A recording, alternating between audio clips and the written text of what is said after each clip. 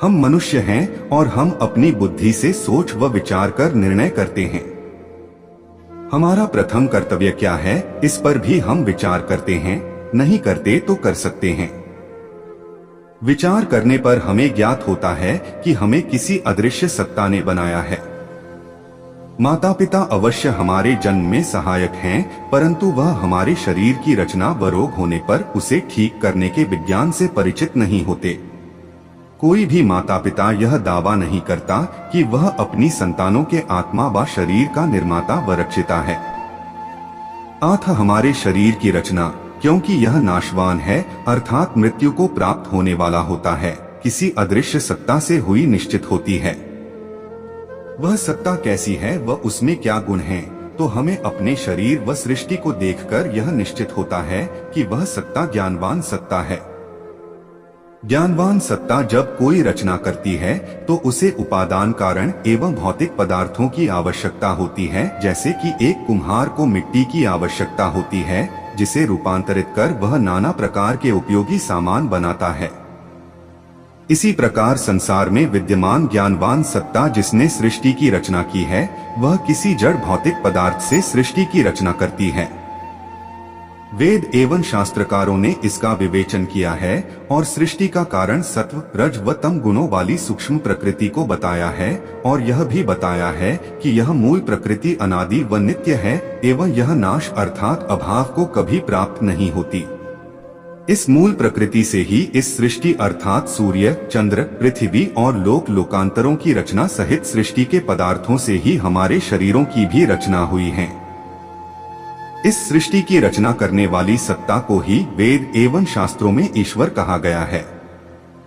ईश्वर का अर्थ ऐश्वर्य संपन्न व मनुष्यों को ऐश्वर्य देने वाला कहा जाता है। उसे कैसे जान सकते हैं? इसका उत्तर है कि ईश्वर ने सृष्टि के आरंभ में 4 वेद उत्पन्न कर मनुष्यों को प्रदान किए हैं। यह वेद हैं ऋग्वेद, यजुर्वेद, सामवेद एवं अथर्ववेद। इन वेदों में ईश्वर का सत्य सत्य ज्ञान है। न केवल ईश्वर अपितु संसार के सभी पदार्थों का ज्ञान है। इस ज्ञान की सहायता से हम ईश्वर के सत्य स्वरूप से परिचित हो सकते हैं। ईश्वर के वेद वर्णित सत्य स्वरूप को जानकर हम ईश्वर का हमें मनुष्य जन्म देने, हमारे लिए यह सृष्टि बनाने और इसके पदार्थ वायु, जल, अग्नि, अन्न, वेद आदि हमें देने के लिए उसका धन्यवाद करना है। इस धन्यवाद करने की उचित व समयक रीति को ही ईश्वरोपासना कहते हैं। महर्षि दयानंद ने ईश्वरोपासना हेतु संध्या की विधि लिखी है। उनका कहना है कि प्रत्येक मनुष्य को प्रातः व सायं 2 समय ईश्वर का ध्यान व उपासना करनी चाहिए। जो ऐसा नहीं करते वह कृतघ्न होते हैं।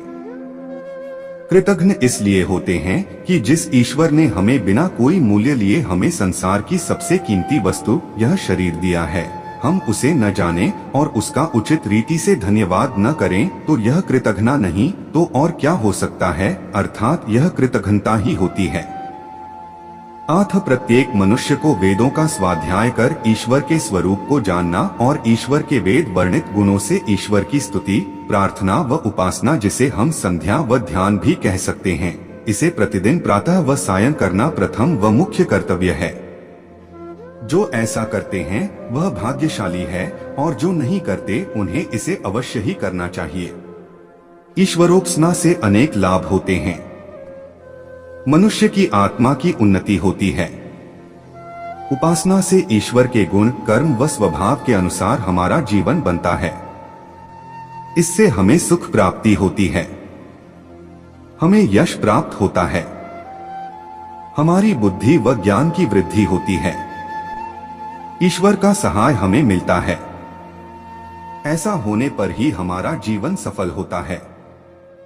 अतः प्रत्येक मनुष्य को प्रतिदिन प्रातः व सायं अपने प्रथम कर्तव्य के रूप में ऋषि दयानंद प्रणीत संध्या विधि से ईश्वरोपासना करनी चाहिए। इससे ईश्वर का ऋण चुकता तो नहीं, परंतु हम ऐसा करके ईश्वर को प्रसन्न कर सकते हैं। ईश्वरोपासना की ऋषि दयानंद प्रदत्त विधि संध्या व उपासना की सर्वोत्तम विधि है।